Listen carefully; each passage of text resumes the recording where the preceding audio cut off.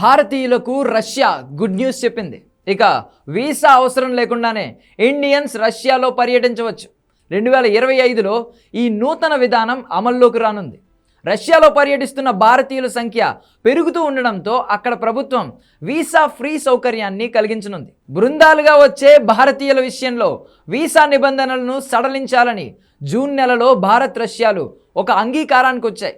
రష్యాలో పర్యటించాలంటే ఏ పని మీద వచ్చారన్న దాన్ని గమనించి వీసా మంజూరు చేస్తారు. టూరిస్ట్, బిజినెస్, ఉద్యోగం, స్టూడెంట్ ఇలా పలు రకాల వీసాలు ఉంటాయి.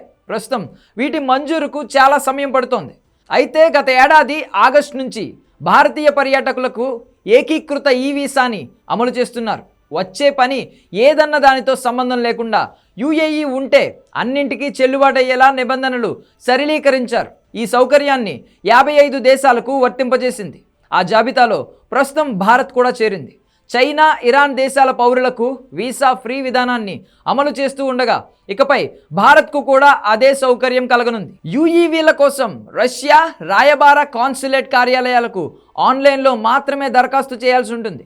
వ్యక్తిగత వివరాలు, రిజిస్ట్రేషన్ సిస్టంతో ఉన్న సమాచారంతో సరిపోయినప్పుడే వీసాలు మంజూరు చేస్తుంది. దీన్ని మంజూరు చేసేందుకు 4 రోజులు సమయం పట్టే అవకాశం ఉంది. యుఈవీలు అంటే రష్యాలో ఏ పని మీదైనా పర్యటించడానికి వీలు కలుగుతుంది.